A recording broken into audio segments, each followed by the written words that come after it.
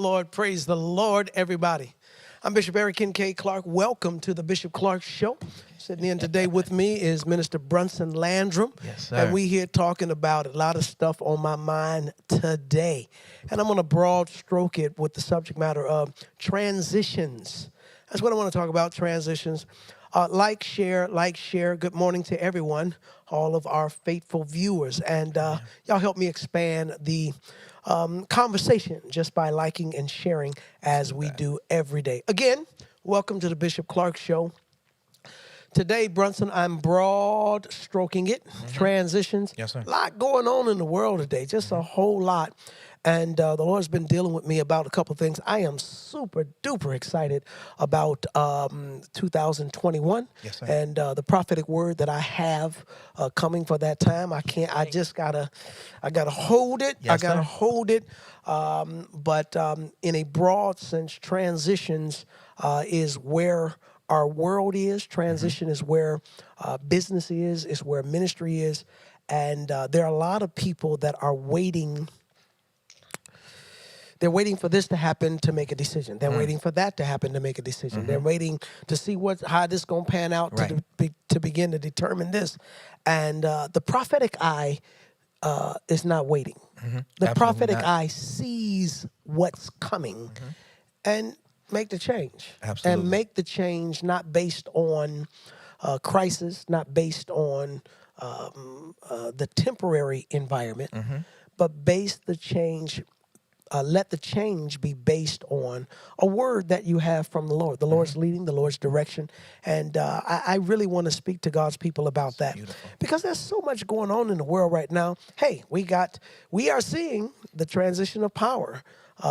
Strange things happening on the political front. And I am going to go to my phone today because I'd like to hear comments. What are you guys thinking? Look like Attorney General Bill Barr. You got it. He's out. That's it. And the conversation is, again, I keep getting sucked into this political stuff. understand. Because I'm not a political guy. Right, I don't follow that whole track, but I'll read an article and then I'll try to find the opposing article. I try to hear Right. both sides of it. Absolutely. You want to be balanced. And the article is saying that, Attorney General Bill Barr has been a yes man for the 4 years of President Trump's presidency. A yes man to President Trump, just really doing his bidding, whatever His Trump personal wants to do. policeman. His personal policeman. You got it. If it looks like some trouble's coming the president's way, Bill Barr helps to suppress and to avert the trouble and navigate through. And finally, There you go. they say, Attorney General Bill Barr has stood up and made a morally conscious decision to go against Trump as it relates to coming against the Constitution There you go. of the United States of America. The whole point of a democracy. I mean- if our votes don't count, it's Yeah. not a democracy. I mean, basically, we have seen, and the president certainly has a right, if he feels like there has been injustices perpetrated in the court of law, to launch your legal campaigns, launch your lawsuits, and give it a chance. But if you launch 40 lawsuits and 40 lawsuits get shot down, There we go. because you have no proof that elections were tampered with. You can have hearsay. Oh, they said they. Okay, well, just give us the proof. Like in the court of law, you can't say he said this. Okay, sir, do you have proof? I mean, if you go to the BMV, I got a birthday coming up, There and you they go. keep sending me stuff like, you better get on down Yes, here sir. Yes, because you sir. got to get a new one. Look, and guess what they want? Proof. There you They go. want your stuff. They want your paperwork. Give us your license. Give us your insurance papers. That give us you your are who you say yeah, you are. you got to prove that stuff on the smallest level. What make you think you wouldn't have to prove against negative allegations about a botched election? That's it. Of course, it wasn't botched when you won, but it's botched when you lost. Because he said in 2016, I will accept the results if I win. And that has been his You're killing stance me. the whole time. Check it out. Right out of his If mouth. it wins. Well, you know, and this is a part of transitioning. Look at transition. You know, are you graceful in the transition of power? Yesterday, I saw they played a tape of at the time Vice President Biden giving the final results of the election and declaring President Donald Trump the president. Yes, sir. Like he was the one that declared, "We lost, he won. Let's get with the program." That's it. People had their lip poked out. Democrats were mad, this, That's that, it. and the other. And it was Vice President Joe Biden that snapped the whip and say, "Y'all might as well stop tripping. That's it. We live in a democracy. 4 years. And the Constitution Let's go. says this is how it go. So this is how it goes. So let's line up, whether you like him or not like him. Let's line up." And isn't fate something? Something else. Ironically, you the one that had to eat gravel and declare Donald Trump the president, and now the tables are turned. Yes, sir. Where you are the one that's been elected president, Right. and we are all paused to see if our president will extend grace and be gracious and say, "I lost, you won," and say to our constituents, to his constituents, to both sides of the party, both sides of the aisle, let's get with the new leadership. Let's go. And to be honest, I don't think that'll happen. You don't think that'll happen? Donald Trump won once, but he lost about 20 times. Okay. Based on the recounts and things of that nature. yeah, Every understood. time they recount, they found more votes for Biden. Yeah. So at that point, he's dug himself in so deeply where Right. he'll just continue to say that it's rigged because he doesn't see himself as a loser. And the challenge, Brunson, for our nation is, are we about to be a divided nation? Now, this is nothing new. Not at all. But are we going to take it to the next level? Right. As far as, you know, when President Barack Obama was president, there were a lot of people in America, a lot of Caucasians that said, "That ain't my president. Not my president. Yes, sir. That's not my president. Yes, sir. Y'all's president." That's it. We've heard that. Then when President Donald Trump became president, there were a lot of people in America, mainly a lot of African Americans that were saying, "That's not my president." Right. Yeah. Well, now you have the president saying that the newly elected president There you go. is not the president. Right. He's not my president. He's not our president. And he has so much fear in the hearts of his followers, they are afraid That's it. to say President-elect Joe Biden. They're afraid to let it come out. They're afraid to say Black Lives Matter. They're afraid to speak down against white supremacy. They are afraid.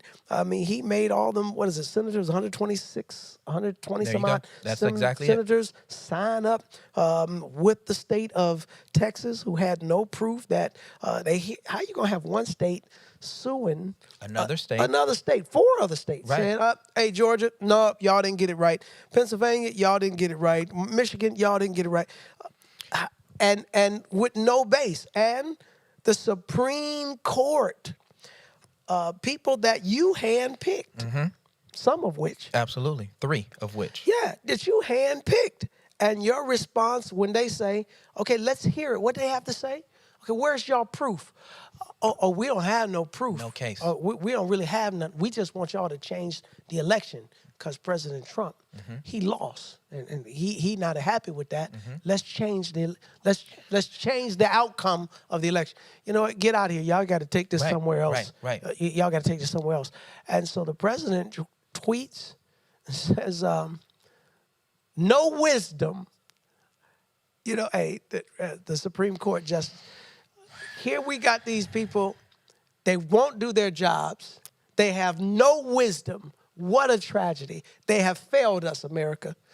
Our Supreme. So then you have some, you know, he's got some very strong supporters.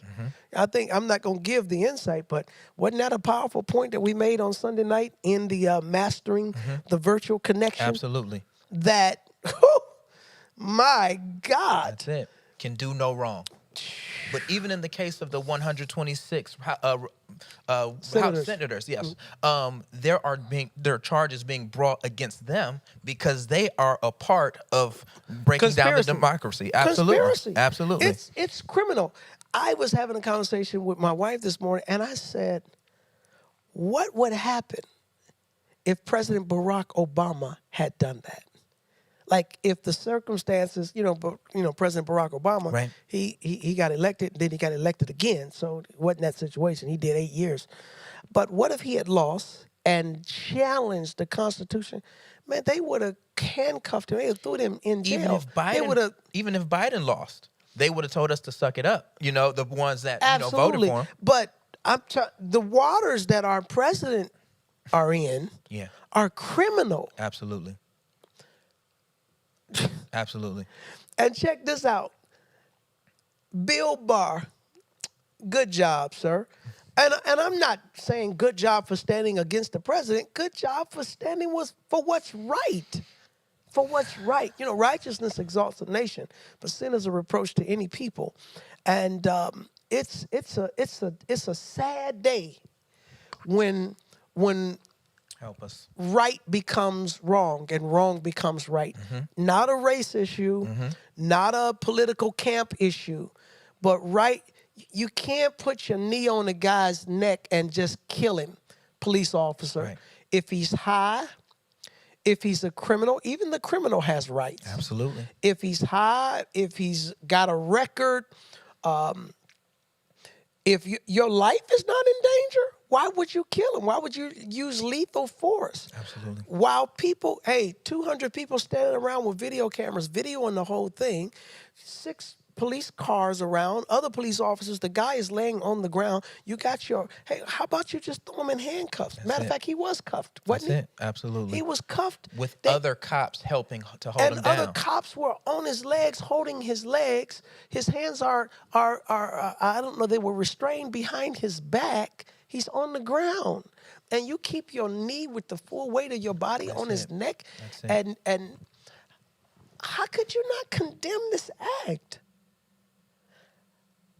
Right. I just don't understand that. And my reference is to the commander in chief. I mean, I think that when you don't speak out against that kind of police brutality and violence and injustice, that it fuels, what is it? Silence is complicity. Yeah, absolutely. When you're silent, when you don't say nothing, you are a part of the problem. Absolutely. And, everybody's got their own personal opinions, and I got mine too. Maybe you have yours too. I just try not to use my platform to try to sway people towards my way, yes, because sir. I'm sure there are different views, and they are as valid as mine. Absolutely. Your views are as valid as mine. But I think that we're in a sad way when, whether it's your views or my views, when you can't call it right. Right. When you can't, when you see something that's not right, and you can't call a spade a spade. Criminal action is criminal action. Absolutely. And, if I did something coming against the Constitution and use my platform and abuse of power, man, they will put me, they will put my black behind in jail so quick. They'd come in with their jackets. They'd take all your files, take all your folders, escort you out in handcuffs in front of the congregation to make sure they prove their point. Did they remind Tiger Woods what color he was? Absolutely. Like, I ain't black. You not black, Tiger? Okay. We like you today because you keeping these TV ratings There up. you go. But all of a sudden, it looks like you have offended somebody of a different race, a different culture. Your wife is, look like you have, I tell you what, we about to put it out there. And the people that was putting out all Tiger's business taught him how to do what he was doing. Yep, you got it. You got it. I don't have time. Don't the tables turn? And that's why I named today's show Transitions. Because it's just real a broad big. subject right there. It's just real big here. Yes, Are sir. we talking about the president? Are we talking about Bill Barr? Are we talking about the Constitution? Are we talking about Tiger Woods? Transition. That's it. Dude, things are changing, and you have to change for the changes that are coming. You got to change your mind. You got to change your mindset. You got to change what you do. These are unstable times, turbulent times, and without a vision, the people perish. I think that who you're connected to in this time, your spiritual covering, your pastor, your spiritual leader, the mentorship that you have in your life, those people who help craft the path that you're taking, very, very key. Very, very key. I mean, I'm into our world no, Our Planet series. Okay. David Attenborough. Okay. He does. It's an older gentleman, 92 years old. But if you Wow. go to like the Netflix or the Hulu or the different television platforms, you put in Our Planet. It's a series of, man, it's beautiful. They do something on the ocean. They do something on land, animals at night, the mountains. They do a piece on just the planet itself, global warming, volcanoes. I mean, they really deal with all these things, and it's super duper informative. And the thing, I'm at the break part here. I'm at the break moment. Already? Yeah, but what stands out is ecology, or the ecosystem of the world, how everything is balanced. And it's fitting like together, Like yeah. if there are no bats, our world could be run with insects. If the insects don't do their part, then the ground might not be fertilized properly. And I didn't know how important bees were. Yeah. Until the bee pollination. movie. Yeah. Until the pollination stopped. It was like, okay, so that means there'll be flowers and other plants that'll Forget be about it. missing because they're not doing their job. They're missing. And man, they do a piece on the ecosystem in coral reefs and all. Man, I'm like, wow, I didn't know it was like that. And at some point, there's certain things that had to be left alone so the ocean could be replenished. There you go. And let the birds do what the birds do. Let the bees do what the bees do. Let the ants do what the ants do. Let the animals. The reason that the plains in Africa are not overrun with meat-eating predators is because there's a balance. And yet, human beings Throw off the balance. We throw off the balance. We got almost coming up on 9 billion people on the planet, and about 70% of us are meat eaters. Yes, sir. So can you imagine having just about half as many wildebeest and gazelle, lions? You Right. got the number of half. Dude, this is not going to work out real good. Right. And so what happens is you got to start manufacturing the beef. You got to Beyond start meat and things of that you nature. got to start manufacturing Veggie patties and all that. Hey, cows take 10 or 3 or 5 years to come to full growth. Man, we got to steroid them There up, you go. get them there in 8 months. So the whole ecosystem gets thrown off. And literally, man, my people perish for lack of knowledge. Oh, I got to come back. Hey, I'm going to take this Help break. us. I got to come back and talk about power. I want to talk about that power. Let's go. Transition. Let's go. I got to get you some power today. In the name of Jesus. Power to transition. All right, I'm Bishop Clark, sitting in with Brunson today, chopping it up.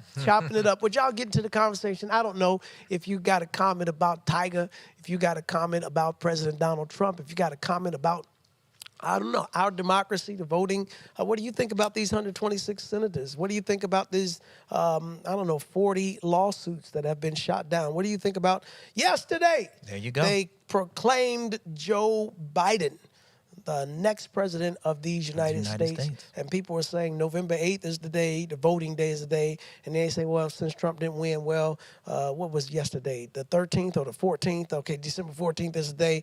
Okay, well, he won the 8th, he won the 14th. Now they're saying, well, we better wait till January 6th or January 20th, different days that are important about signing this and doing this. Here we go. Like, okay, you know what? What are y'all going to be saying? After his 3rd year in office, that's when he's going to be president? There you go. Forget about it, man. We need to transition. We got to transition. That's what I'm trying to say. I know it's break time, but that's what I'm trying to say, people. You got to let it go. Some things that you've lost, and I'm not just talking about the election. I'm talking about in your life. I'm talking about in your ministry. I'm talking about in your business. Okay, the times have changed. Let it go and move on to the next thing. How about relationship? I just want to bring closure.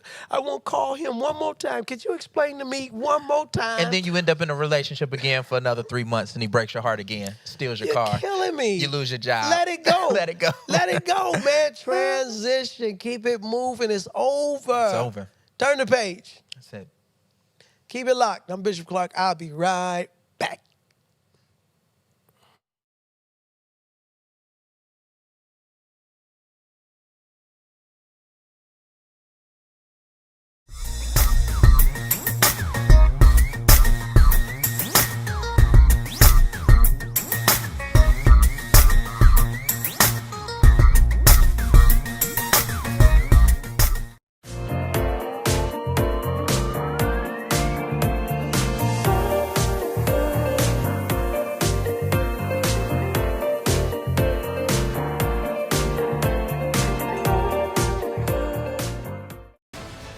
Clark's books and messages are available at baca1.org or ekcministries.org. I've got mine. Go get yours.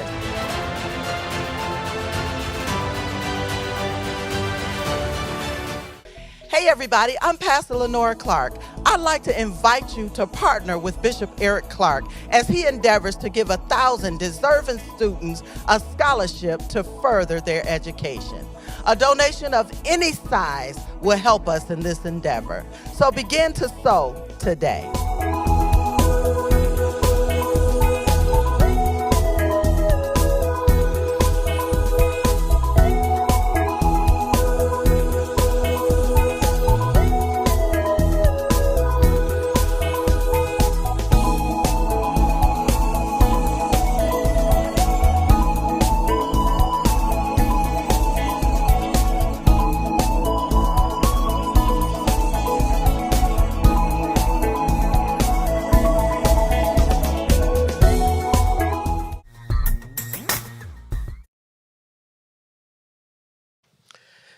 And we're back.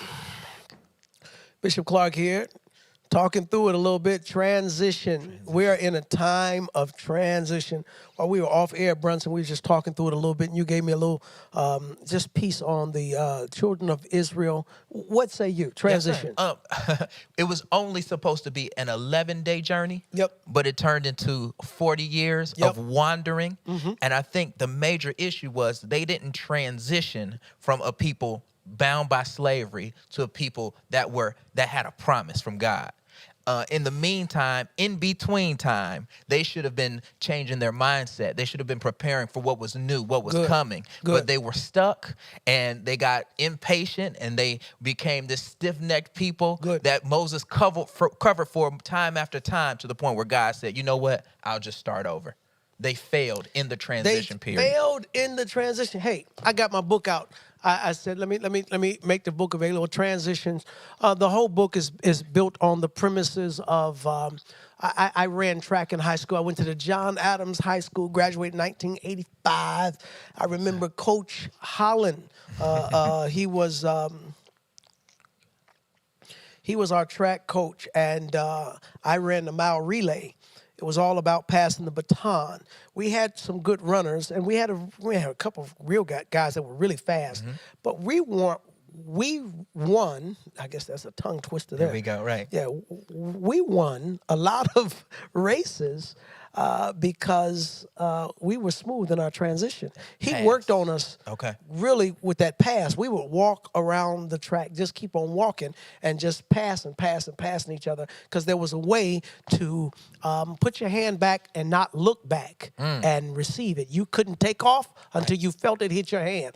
Pow! And the guy, he couldn't, touch your hand, just touch it. No, it had to hit your hand. Yeah. When it hits your hand, like your hand automatically closes and grasps when it hits the hand properly. So the runner's job was to run around the track, but when he get to the next runner, he was to place it properly in the hand, and boom, the guy took off. I mean, this was a whole deal for us, and we won. There it is again. That's it. We won a lot of races based on our smooth transition. That's good. Man, we knew how to transition. And this book, I wrote this book, and I talk about the transitions from youth to adulthood, the transition from single into marriage, the transition into parenthood, the transition that takes place in sickness and adversity, transition that takes place in your finances, moving from job to job, or even relocating from one house or apartment or city to another.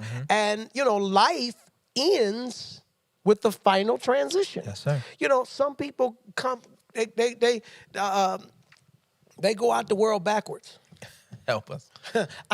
I have been pastor long enough to find out the way people live is the way they die. Yes, sir. Like, I have thought, I've come up on some people, they passed away. I know this person. I'm sure they had all their stuff in place together, only to find out their life was a fraud and a sham. And what you had me thinking you had together, that was a fraud and a sham too. Help us. So I guess your stuff was, people die the way they live. Yes, sir. So when your final transition out of order. So here I go praying, believing God, Lord, I hope their faith was intact. That's it. Because your faith is what gives you eternal life.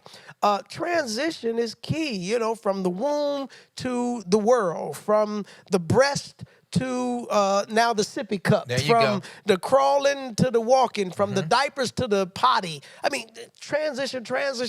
You got to transition. And what happens, you know, I stay on single parent moms. That's part of my ministry. I try to encourage them. Let those fathers be in the lives of those, especially the young men and the daughters as well. But a lot of these boys I am seeing, they have not been able to transition from being a child. They are 30, but they still 13. They still 16. They're still in or dependent upon their mom.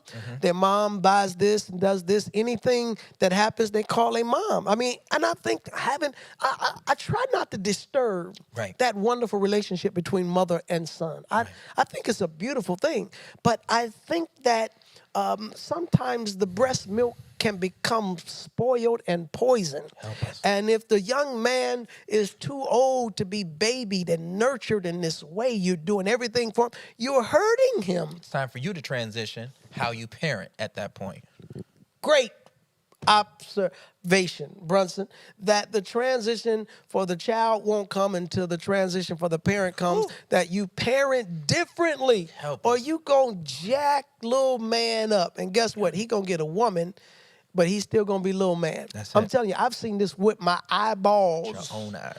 Where a young man, young man is dating this one girl, and the girl is giving up to sex. And her behavior for giving him sex says to him, you a man. You is a man because you can have my body. You can have sex with me, and I'm your woman. You my man. Now, he ain't paid for nothing.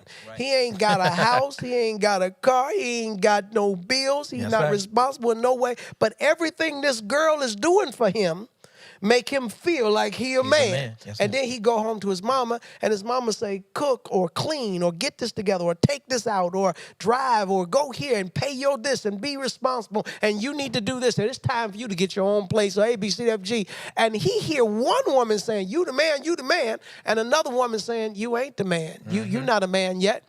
And a lot of times, not all the time, but sometimes, that mother or that parent or that parenting community around him is responsible for this behavior because they don't transition. Yes, sir. I think the Apostle Paul said it. When I was a child, you got to come to a place where you was a child. You got to come to a place where you used to be like that. Hey, you got to look at a time in your life where that's how I used to be. That's what I used to do. And not just as a boy to a man or a girl to a woman, but in ministry, in business, in relationships, everything has got to transition. We started this show, Brunson. We used to do an hour, right? And I kept looking at it, and I'm always looking for our people. Are our people talking? Are they Not talking? really. They're listening. They're listening. I have a couple comments. Okay, but I'm always trying to see if the people want to talk, because I have a vision to make this show like a talk show, right? Back and forth, a little banter. But if the people aren't talking, then we have to talk. And so I transitioned the show from an hour to a half hour. And now here we are at 1 minute left. We're always trying to push forward. Right. It gets good to us. That's because I got somebody to talk to. But sometimes I'm here by myself and I'm trying to talk to myself. But I had to make the transition. And you know what? I'll transition back to an hour if I want to. I'll transition to 2 hours if I want to. Sir. I'll go to a 7-minute show in other words, I ain't married to nothing but Jesus and that girl. Yes, sir. You know what I'm saying? Absolutely. Dude, anything else can change. Yes, sir. And I think one point that you brought out, which I loved all through the pandemic, was we spend so much time fighting change because we're worrying about if it's God or not instead of going ahead and going with the change. You know, Acts, I think it's 13, somewhere around 36, somewhere in there, says David served his generation by the will of God. that he didn't spend his life changing the generation he served. That was something that I had to learn. Yes, sir. Because I would even fight against, man, I don't like the way it's going. I don't like what it is. Well, okay, well, you better learn to serve it because Yes, it sir. ain't going to change. Yes, sir. Like even the homosexual community in the world. Dude, that is a tidal wave that you cannot stop. You are not going to stop men from being with men and women from being with women. You can't stop it. Now, we will preach the truth of God's word, but while we're doing that, you better learn to serve the culture generation. and Yes, sir. serve the generation. Yes, sir. People are struggling with this or struggling with that. Okay, well, as the church and as God's people, as leaders, learn to serve them. You learn to serve the drug addict. Yeah, absolutely. You learn to serve those reefer heads. That's it. You learn Yes, to sir. serve Yes, sir. liars and adulterers and everything else. Well, you might as well learn to serve people who are struggling in the same sex relationship as well. Serve them. Yes, sir. You know, only God could change them. You can't change them. Help us. So you learn to serve them. Help us. That was something that I had to learn. Yes, sir. And I believe that if the church is going to grow, and that's just one area, but there are a lot of areas we might as well learn to serve. We might as well learn to serve. I like to talk through. That's what this platform is. It's a ministry platform, but it's a ministry platform through conversation. And so we want to hear from you. Y'all make your comments, and sometimes we're talking through it, and the people are talking and making comments, and they're giving a lot of banter back and forth that I don't catch all the time. But I encourage you, whether I ask you a question or make your comment, man, please write something there in the conversation and join the conversation. Those of you all that hear or see the text and the comments, respond. And one of my objectives is to start a little fire Yes, sir. and end the show. Yes, sir. I hear you. In hopes that y'all keep the conversation going. Absolutely. Because that's how growth comes. That's how we evolve in our culture and in our society. And I do Final have a remarks, comment. B?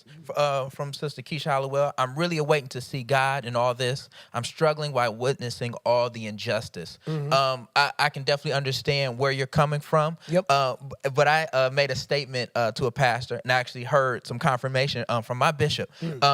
Whenever God opens your eyes to something, it may be something that you're supposed to do in that. Oh, this church is never clean. Well, maybe God put it on your heart in order to clean it. Very so good. even if you're waiting for God to do something on the large scale, pray and find out what you can do on your level Good. in order to see some type of community relations, whether it's just with your children or, out, maybe fanning out a little bit more.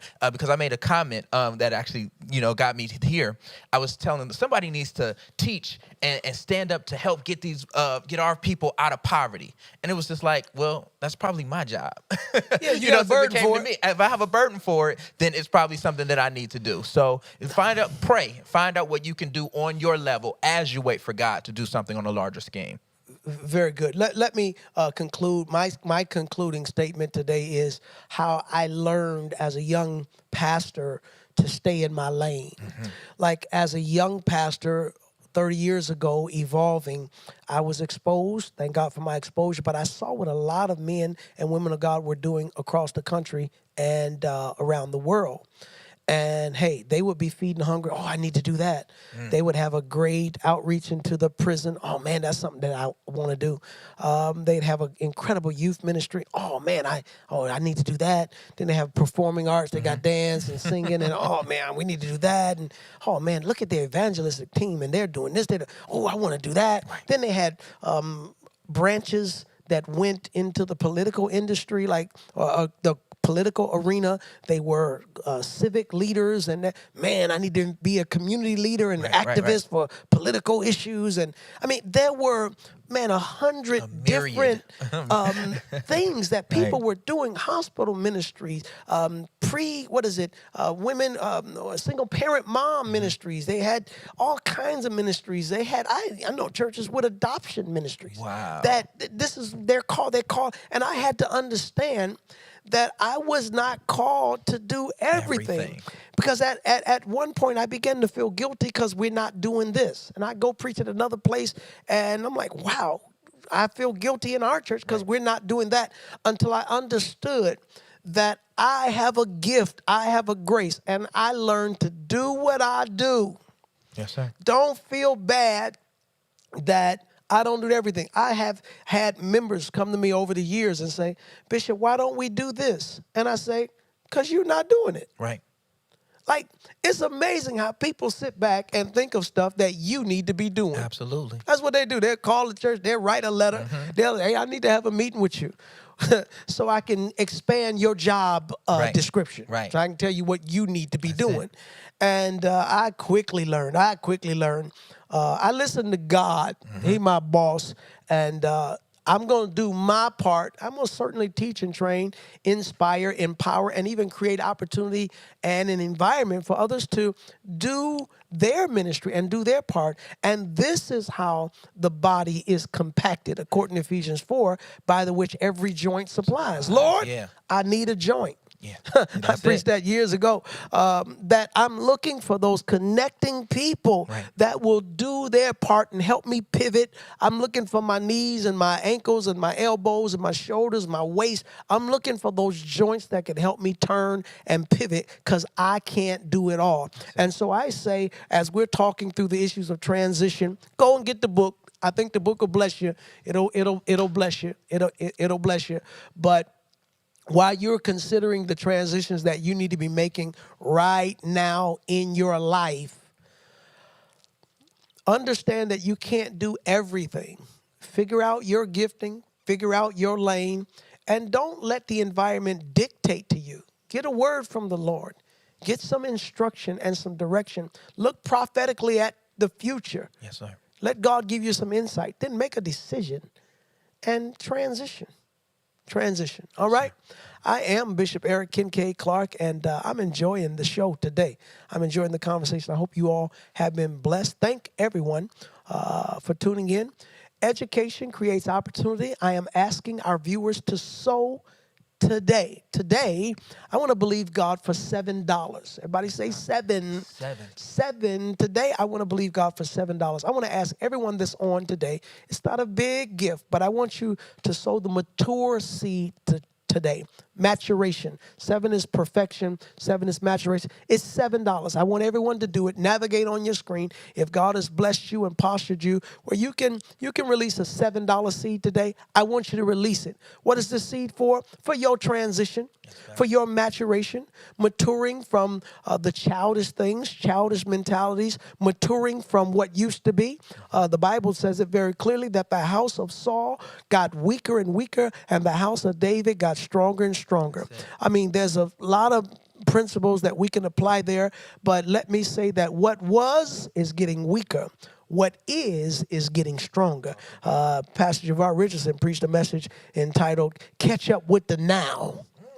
Yeah, people that are living in yesterday. They like living in yesteryear. Well, he's a true son. And what a powerful word, catching up with the now. There's some people, hey, man, I feel like I need to slow down for the now. But there's a lot of people need to catch up with the now. But it has to do with transitioning your life and going forward. Sow a seed today. Release a seed, help us to do what we're called to do, expand this ministry and create real spiritual, conversation-worthy content. That's what we're doing today. Some say we're all over the place today. Yeah, but we got it under the banner of transitions. And it's happening on the political front. It's happening in the sports world. Senate Majority Leader Mitch McConnell recognizes Joe Biden as president-elect. It took that long for him to transition. Catch up with the now. You're killing me. Peace to the family.